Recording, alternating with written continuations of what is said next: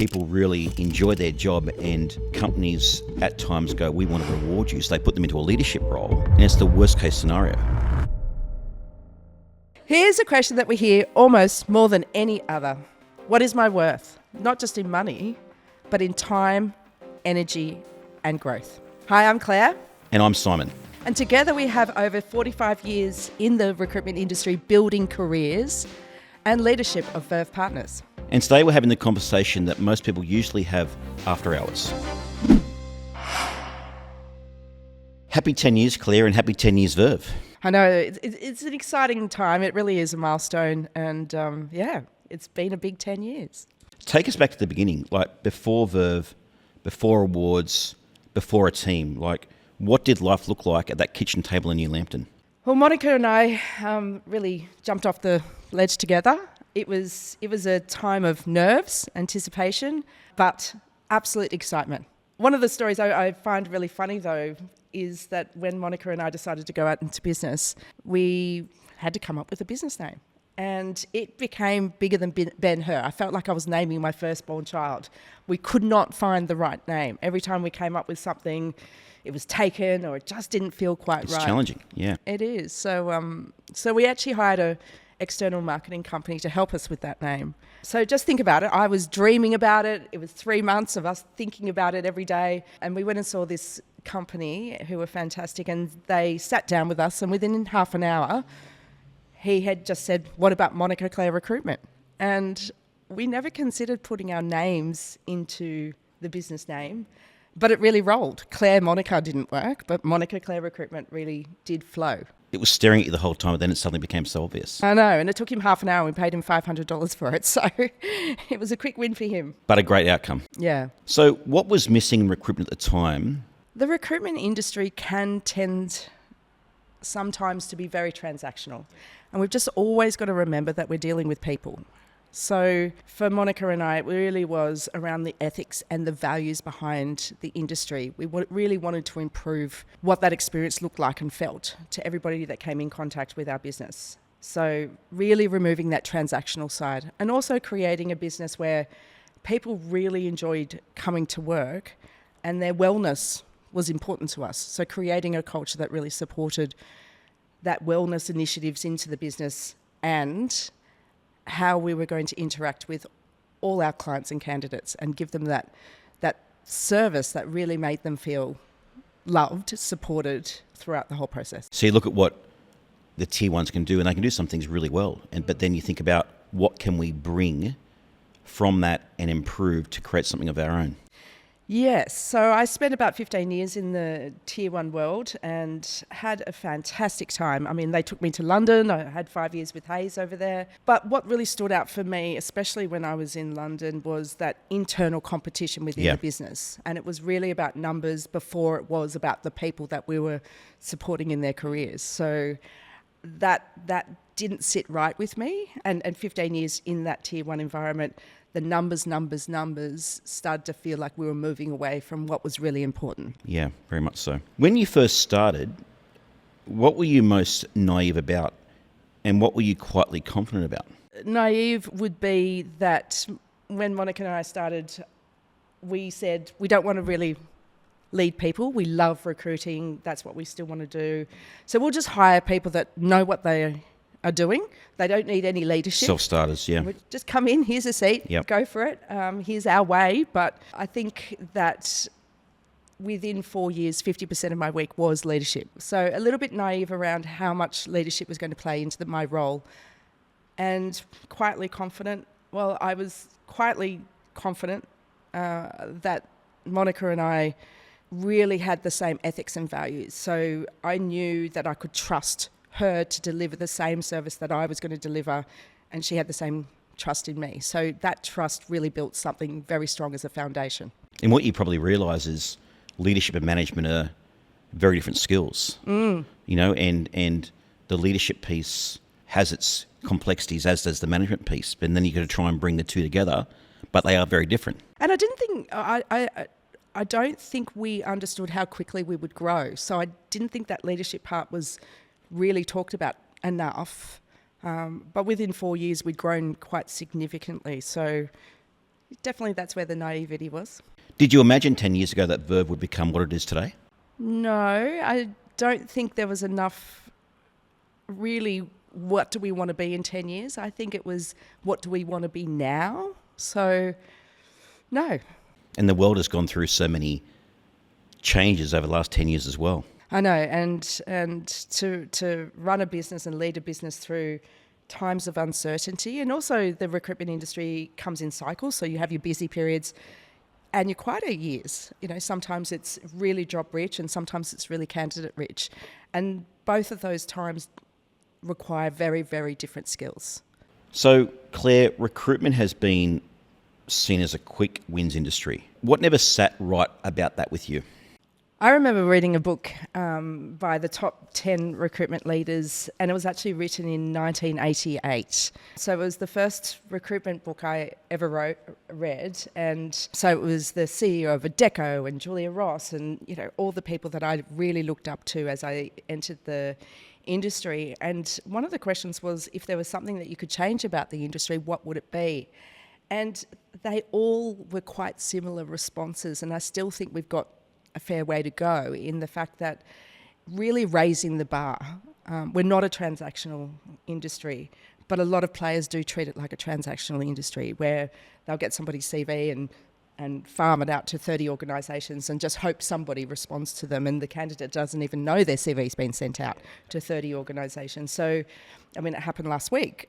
So it still happens too much where there's that transactional approach. So for me, it's really always been about, back to what they said, raising the bar, making sure that people walk away going, gosh, I'm glad I went through Verve Partners and placed my trust in my career with them because the outcome's been fantastic. It's great, isn't it, when you see people, you know, appreciate that and you get the wins for both candidates and clients. It really, you know, for us, it's really about setting a standard that really we're proud of and that the industry sees as a benchmark. It's life-changing, Yeah. what we do. And it is such a reward to have that opportunity to make such an impact in somebody's life. So never underestimate what we do, because it is absolutely powerful. And that's why I love this career, and I jump out of bed every single morning excited to get to work because of the difference we get to make. I think you were telling me a story recently about someone who you placed in the memory that they had of working with you in the time, and it had been some time ago. You were telling me the story just recently, and I think it came off the back of me saying to you, I was at actually Waratah Village a few weeks ago, and I was there with my eldest daughter, and I ran into a candidate that I'd placed years ago, and he was there with his son, and I was there, as I said, with my eldest daughter, and he came up to me and said, "Hey Simon, how are you?" And he looked at his son and said, "This is the guy that placed me in one of my first roles." And I was thinking, wow, that's you know, it's a real lifting moment when you see that, you know, and when you feel that level of appreciation. Absolutely. I think LinkedIn always gives you people's work anniversary. So it's quite powerful when you see someone celebrating 10 years in their role in an organisation that you place them in, and you know that their career has had that trajectory and movement and growth, and you can see the reward on their faces. You have spoken about moving away from skills only hiring towards culture, alignment and career projection. Why is that so important to you? I think it's really important to understand that every organisation and every person is unique. So every organisation offers something slightly different. Their culture is slightly different. They're not all the same, and people are incredibly individual. So it's like I always say, going on your first interview is like a first date. You get to kind of get that gut feel. Does it feel right? But it's very, very shallow, that first interview. Like it can be, you know, it's just the first step. You've just gone, okay, I want to know more. So you go back for the second date. You go back for the dinner. And that's when you really sit down and really investigate what is about this company that makes them who they are. Does it align with my career and goals? Some people love a role where they don't have to progress into management. They love what they do. They want to go in and do their role incredibly well and then go home. Others are really searching for the steps in the ladders to get them to that management level, maybe one day as CEO. So you've really got to marry people's motivations, their why, and also that those deeper feelings into what the organisation is offering. That's an interesting point, actually. It's one thing that we all recognise. Leading people doesn't mean seniority. Like, some people feel that they need to be leading and managing a team, and to them that's seniority, whereas they can be an expert in what they do, and that is actually okay, you know, and they can become a leader of their own skill set, a leader of their own area of expertise. And I think that's where sometimes there is a confusion out there. I want to be seen as a leader, I need to be managing people, but in actual fact that's not always, that's not the case. Time and time again, we've seen people being promoted into leadership roles, and it doesn't actually lean on their strengths. Yeah. And without the right structure and development and mentoring, they become lost in that role. And you can see quite a high turnover of people going into leadership and leaving within a year, because they thought they wanted leadership, or they got pushed into a leadership role, but it really didn't sit with their strengths. Because a different skill altogether, and then they end up. You hear a lot of podcasts about this actually, where people really enjoy their job, and companies at times go, "We want to reward you," so they put them into a leadership role, and then they turn around and they fail, and they actually dislike their job, and it's the worst case scenario. Because you've lost someone that was really good. Yeah. With the leadership piece, Claire, we're just tapping into that. When you talk about, let's talk about construction, an area you're very well known for and have a really strong network within, and have done so for many years. What is it that you see work and not work when it comes to leadership and promotion within the construction sector? So leadership, there is a strong need for higher EQ. And so you might have somebody that's a very strong performer as a site supervisor or foreman, go up into that site management role or construction management role. So they've got a lot more people reporting into their higher communication, stakeholder engagement, and there's a lot more that comes into that next step up. And sometimes people, they think they want it, and they get there, and all of a sudden what they're experiencing isn't their passion anymore. They're in the office a lot more. They're doing a lot more paperwork, or they're dealing with a lot more complexities of people. And most business owners will say the most challenging part of being a business owner is leadership of people and really developing those skills. And I just don't believe there's enough thought from their leaders to think, does this person have the opportunity to really move into that role? How are we going to support them? A lot of the time they're just thrown into it, and then they fail, and all of a sudden it becomes a disaster, and the team is unsettled, the leader is unsettled, and management's upset. And so it creates this storm that should never have happened in the first place if a lot more thought was and slow down before you promote those people and really explain what the role looks like and really identify the areas that they need development in. It reminds me, like I think of, like a classic example that I've come across in the past is a business analyst who loves the analytics. They love delving into the detail. They love the modelling and the putting together the dashboard reporting. And then suddenly someone who's a high performer is put into a leadership role, and stereotypically they can be quite introverted, and it takes them away from the analytics, the raw data, the ins and outs of, you know, digging deep into detail, and then having to step away from that, which is what they love, and then putting them into a leadership role, and it just doesn't work. And on a number of occasions I've seen where the reverse has happened, where they've been put into a leadership role, don't recognise that they don't enjoy that, and then going back to what they love and realising that that wasn't the right move. And probably that goes back to what we were talking about before around, you know, leadership doesn't have to be leading people. You can be a leadership in your own area and be a master of your own domain in that area and be seen as a leader and a knowledge expert versus managing and leading people, which is a different skill. I mean, we've seen it time and time again in the recruitment industry where your top sales performer can be looked at first for the leadership role. But as we're discussing today, they are completely different skills and very, very different. So I've seen it fail too many times where the top biller goes into that leadership and all of a sudden there's lots of issues. And let's be honest, a salesperson, they get their endorphins off the win. And then if that is taken away from them and they're in a leadership role and they don't get that individual win anymore, it can affect some people. You know, you get used to it. It's like an adrenaline rush. Absolutely. And I think going backwards to starting this business, Verve Partners, that's what I was naive about. It was during my career, I had been that top sales performer and I constantly got offered the leadership roles and I didn't want them. Yeah. I wanted to be in that channel of continuing to develop as a recruiter into new industries and different companies. And so, but when I started Verve Partners, I was forced into leadership, and all of a sudden, I think, you know, I've still got a long way to go. Leadership is such a big skill, and it's never ending what you can learn in that role, and it's very unforgiving. It can be lonely, but it's incredibly rewarding as well. Someone actually used a word to me recently and they said leadership can be relentless. It can be relentless, but it can be so rewarding. But like you said, can also be very unforgiving at times as well.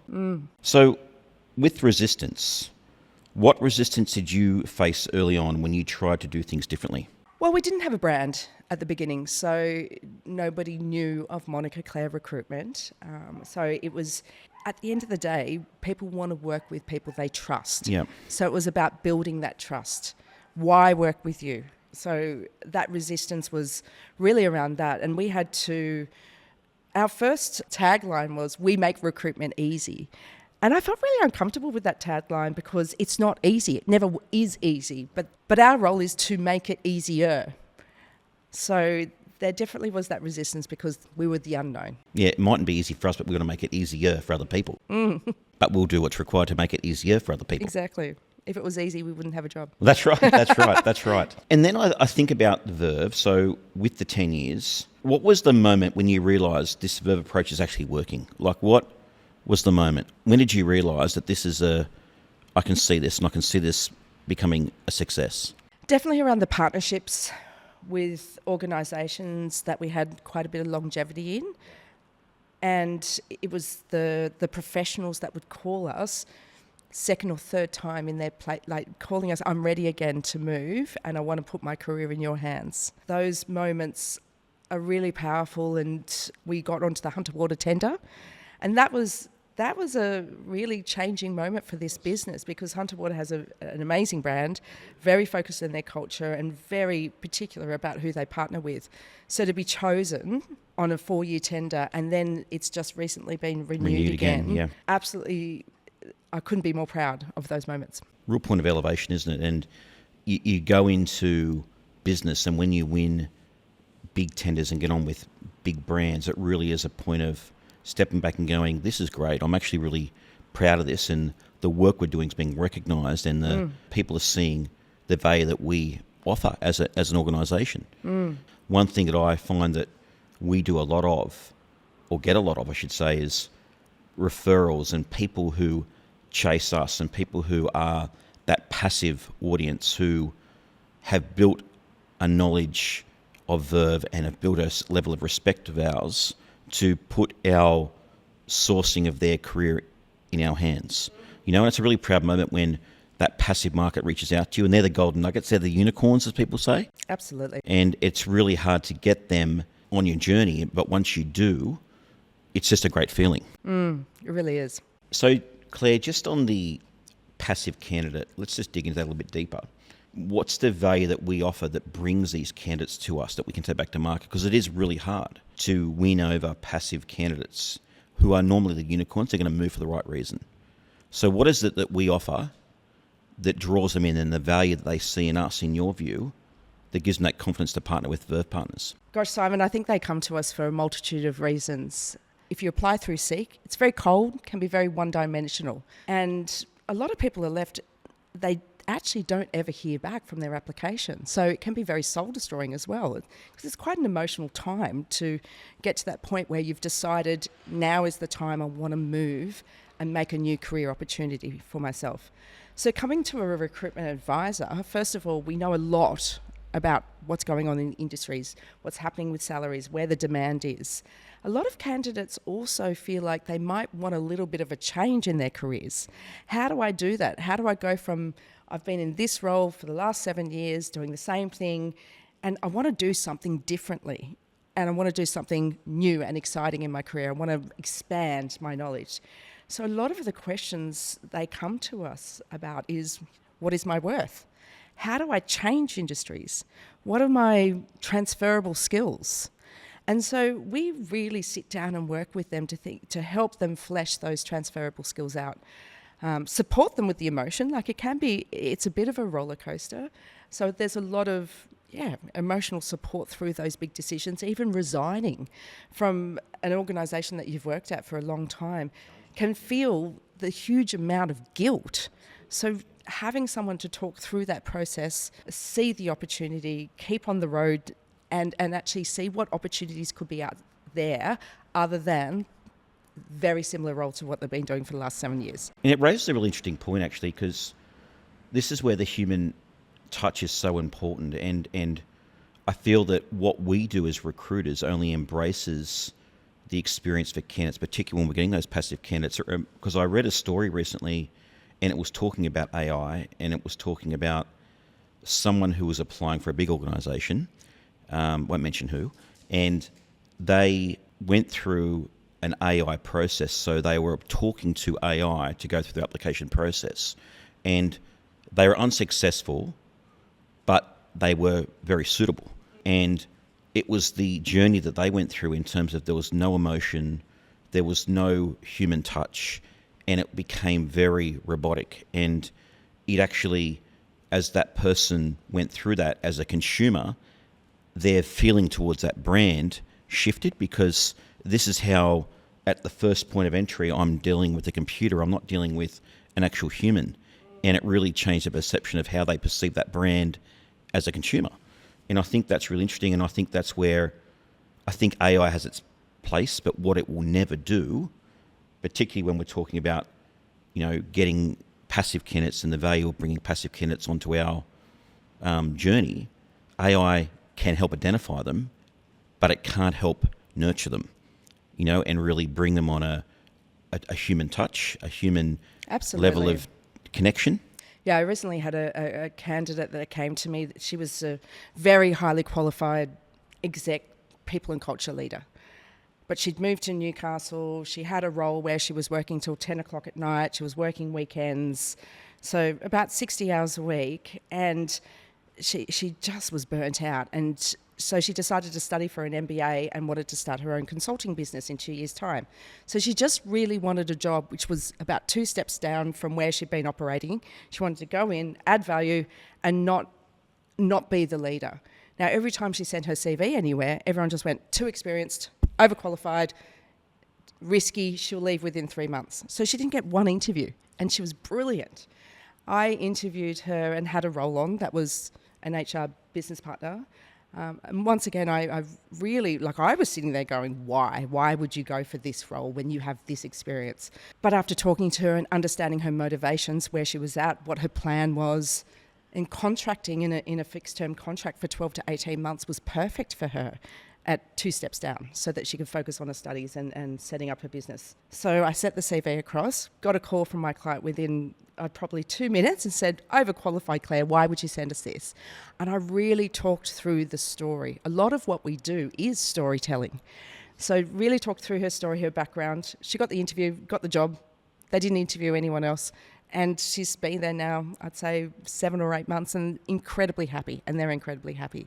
But she would never have got that role if she didn't come through us. And you're supporting her on that journey about her feelings, her level of probably feeling doubting yourself. It's natural when you are going to market and not being successful, and you clearly have the skills.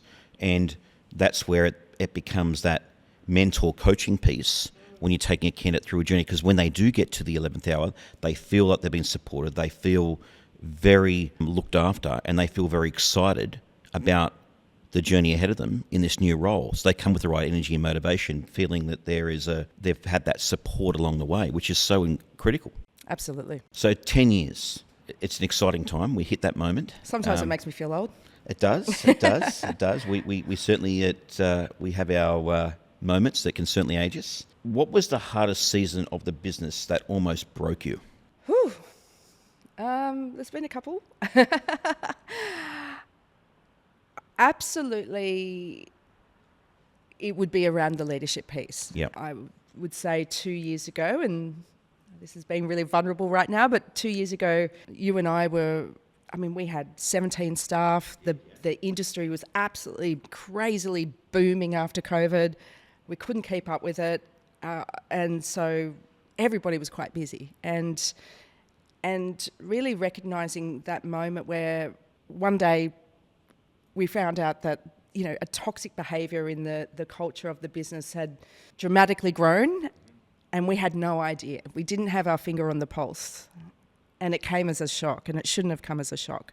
But by the time we recognised it, it was too late. It'd been going, those water cooler conversations had grown, and what followed over the next 12 months was devastating. So we lost around 6 staff, and it never happened in 10 years. And so it just really took me by surprise. And as I said, by the time we recognised what was happening, it was way too late. So that loss of some really good people and not identifying that toxic behaviour. But what it did in reflection is give us the opportunity to really think, how did we miss that so badly? How did we not have our finger on the pulse? How did that behaviour continue and grow so dramatically? And I would think that you and I have done a lot of soul searching after that over the last 12 Very months much so. since that happened. And a lot of lessons were learned.